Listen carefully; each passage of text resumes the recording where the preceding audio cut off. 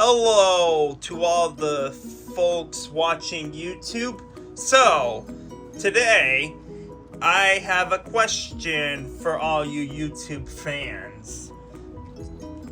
I have an original Nintendo DS right here, and I also have a Nintendo DS Lite right here. Both the original Nintendo DS and the Nintendo DS Lite featured the DS card slot as well as the Game Boy Advance game card slot for backwards compatibility. But because I have both the original DS and the DS Lite, what will I get? Well, the answer is something that you will see shortly. I have a blanket right here, and I'm going to cover both of them up, and then I will show you what you get. And the answer is, with the original DS and the DS Lite together, ta-da! The Nintendo DS ML. And as you can see here, I got this from AliExpress and I chose the color black. And while the DS ML box design looks kind of like the DSi XL design, it's kind of like an original DS and DS Lite mixed together, in which the original DS components are transferred into this new shell that does kind of look like a DS Lite. Anyways, here's the box right here. Here's the DS ML logo, the QR code, music icon, shopping icon, download station icon, and even Picto chat icon. Again, I chose black as the color for the console, and I got it from AliExpress. But I'm showing you the box of this thing. Here's the back of this DS ML box, and it includes the DS ML console, AC power adapter, rechargeable battery pack, an instruction manual. So, yeah, let's get right into opening this bad boy up.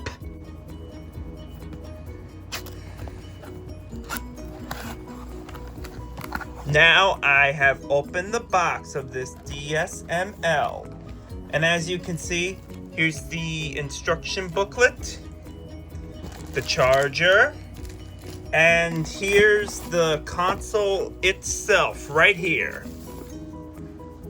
And as you can see right here, the design looks kind of similar to a DS Lite. As you can see here, you see the two top screen symbols on the DS Lite right here. You also have them on the DS ML as well. And also, the DS ML right here is actually slightly bigger than the DS Lite, and it's kind of about the same size as an original fat Nintendo DS. Anyways, yeah. So here's the volume slider, the headphone jack, the Game Boy Advance slot, which it includes a fake cartridge right here, stylus port, a hole that you can use for wrist straps, DS card slot, charging port, L&R buttons. Now it's time to open this up. Here's the top screen, bottom screen, A, B, X, and Y buttons, start and select, power button, D-pad, microphone, LED holes, and two speakers on each side. So now I will turn this DS ML on for the first time. And as you can see, the DS ML has the things already set up, in which I wouldn't have to do the factory settings screen thing where I have to adjust everything to get this DS to have information on it. Yeah.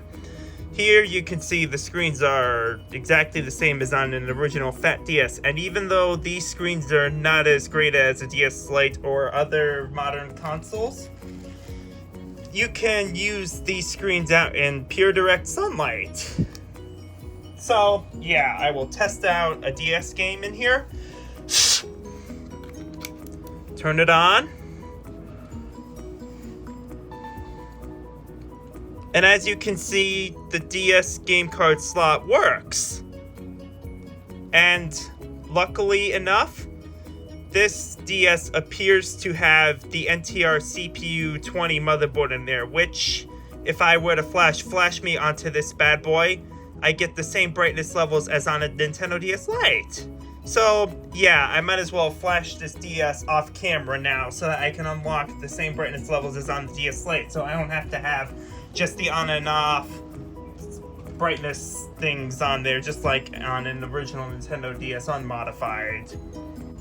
Something interesting to notice for this DSML is that when I go to PictoChat and I have a game inserted into this thing and then I eject it out, the screens are shown in green. This is because this DS comes with version 3 firmware. As I mentioned earlier in this video, this DS appears to have the NTR-CPU-10 variant of the DS motherboard, and as I showed you the green screens after I ejected the card in the PictoChat section, the current firmware is NDS version 3, and this DS originally came with version 3 for the firmware. So now I will flash this DS off camera. Before I actually flash this DSML so that I can have the same brightness levels as on a DS Lite, this is definitely an NTR-CPU-10 DS motherboard, despite the fact that this DS originally came with version 3 firmware, and I find it very interesting to see an original DS having version 3 firmware, but on the NTR-CPU-10 motherboard. Wow! I'm so surprised about that.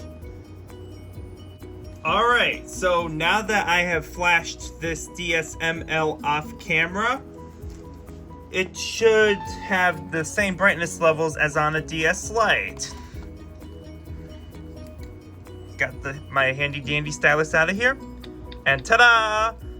This DSML now has the same brightness levels as on a DS Lite. Now, if I enter PictoChat and eject the game card out, the screens are now magenta as opposed to green.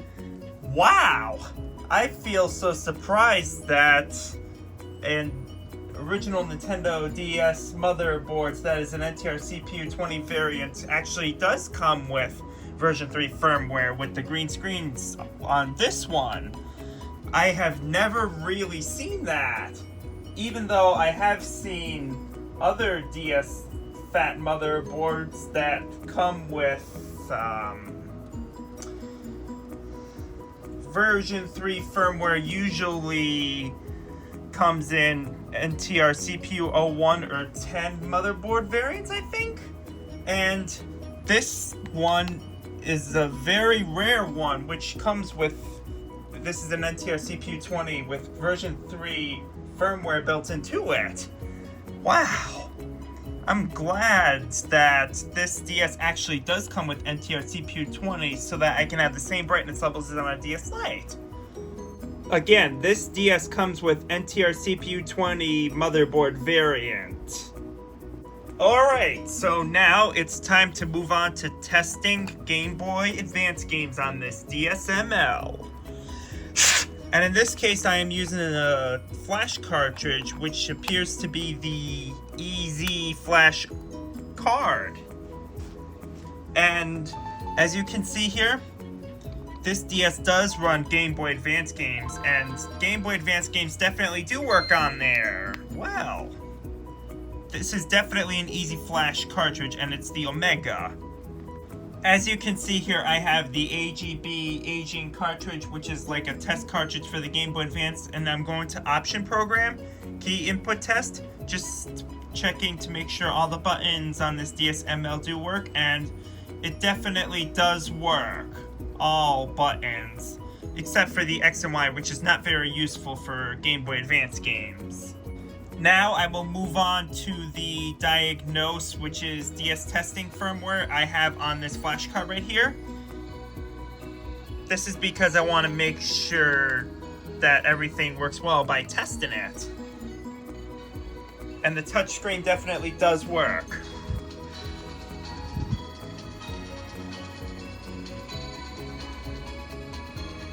Buttons, X and Y definitely do work. B and A, start select, L and R.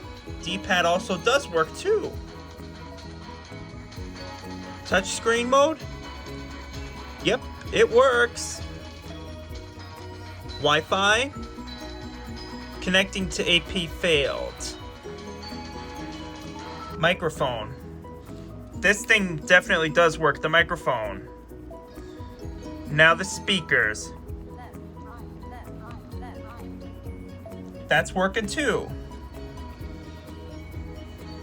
As you can see here, I have Super Mario Advance 4 Super Mario Bros. 3 on this DSML. And this is the one that I have in this flash cart, and I modified this game so that it would have more of a Super Nintendo colored palettes, and all voices from Mario and Luigi are removed so that I would feel like I'm playing Super Mario Bros. 3 for Super Mario All-Stars on the Super NES. For Super Mario Advance 4, this ROM right here. Anyways, here's World 1 of Super Mario Advance 4.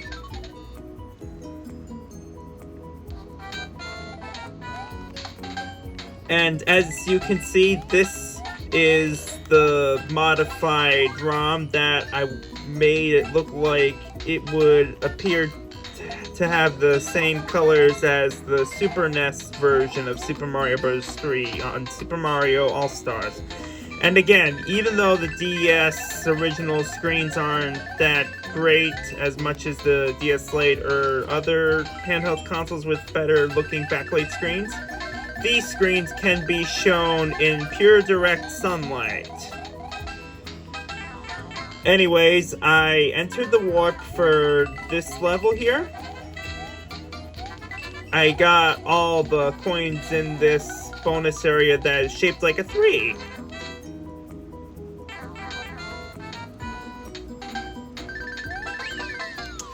And I won this level. Now I have Planet Puzzle League for the DS, and I am using a real Nintendo cartridge, not the ROM on my R4 flash cartridge here. And so I think this video is about to wrap up now. So if you like this video about the unboxing of this Nintendo DSML, which is basically an original fat DS into a new shell that looks more like a DS Lite, why don't you hit that like button and make sure you subscribe to my channel for future content. And as always, see you next time.